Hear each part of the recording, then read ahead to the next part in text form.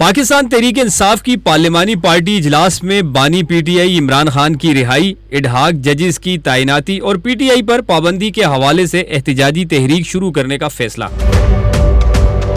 पार्लिमानी party meeting के इजलास में chairman PTI barrister Gohar Ali Khan, secretary general Omar Ayub, Sheikh Waqas Akram, Ali Mohammad Khan, Zartaj Gul और दीगर मेंबरान ने शिरकत की। पार्लिमानी पार्टी मीटिंग में हामिद रजा और इलामा राजा नासिर अब्बास भी शरीक हुए। जराये के मुताबिक इजलास में सुप्रीम कोर्ट की मखसूस नशिस्तों के फैसले पर अमल दरामद का जायजा लिया गया। इजलास में 4 नुकात पर गुफ्तगू हुई और तमाम अरकान पार्लियामेंट की राय ली गई।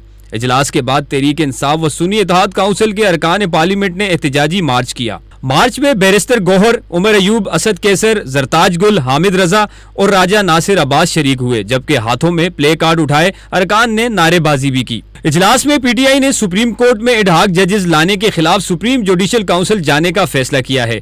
इजलास के बाद पार्लियामेंट के बाहर पीटीआई रहनुमा शानदाना गुलजार ने एबीएन न्यूज के नुमाइंदे से बात करते हुए कहा कि मखसूस नशिस्तों का फैसला पीटीआई के हक में आने के बाद हुकूमत बोगलाट का शिकार हो गई है, इसलिए हमारे एमएनएस को अगवा किया जा रहा है। अभी भी हमारे कितने एमएनएज, हमारे कितने वर्कर्स जेलों में सड़ रहे हैं। डॉक्टर यास्मीन राशिद, उमर चीमा, सेनेटर एजाज चौधरी, महमूद रशीद साहब, आलिया हमजा और हजारों और हमारे बेचारे बैठे हुए वर्कर्स। उन्होंने मजीद कहा कि एक बार साइफर मेरे हाथ लग जाए तो मैं अखबारों में छपवा दूंगी ताकि सबको पता चले साइफर है क्या।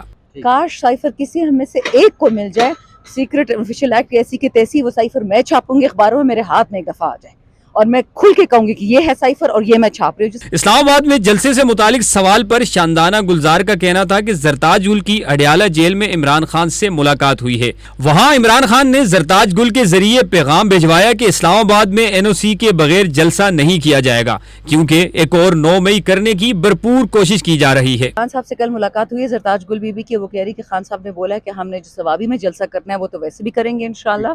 जो इस्लामाबाद में हम सिर्फ उसके एनओसी की वेट करें, क्योंकि हमारे वर्कर पे ये लोग तशद्दुद करते हैं, जेलें उनसे भर देते हैं। दूसरा नकली 9 मई कर देंगे तो हमारी सबसे बड़ी रिस्पॉन्सिबिलिटी हमारा वर्कर है। इस हवाले से असद कैसर का कहना था कि अब वक्त आ गया है कि हम अवाम में जाएं। अभी वक्त आ गया है कि हमें मज़ीद डिले नहीं करना चाहिए। इसके लिए हमने मुख्तलिफ प्रपोजल दी हैं और इस प्रपोजल में जो है ना हम उधर भी जाएंगे, मुख्तलिफ पब्लिक गैदरिंग भी अरेंज करेंगे, कानूनी तौर भी अदालतों में भी हालात का मुकाबला करके सब इंशाअल्लाह। इडहाक जजेस के मामले पर असद कैसर का कहना है कि हमें इडहाक जजेस नामंजूर हैं।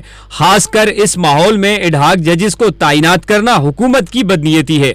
असद कैसर का मजीद कहना था कि इडहाक जजेस की तैनाती अपनी मर्जी के फैसले करवाने के लिए किया जा रहा है। इस हालात में जब इतना कंट्रोवर्सीज हो, जुडिशरी को मजीद जो है ना इस किस्म की कंट्रोवर्सी से दूर रहना चाहिए। और फिर अगर आप जुडिशरी के अंदर जो है ना स्प्लिट डालने की कोशिश करते हैं, जुडिशरी को कमज़ोरी करते हैं, तो वो इंतहाई नामुनासिब है। हुकूमत जो है ना अपने हुकूमत को बचाने के लिए हर हद तक जा रही है। अब इसकी मजम्मत करते हैं और हम चाहते हैं कि जो भी हो वो मेरिट के मुताबिक हो, कानून के मुताबिक हो।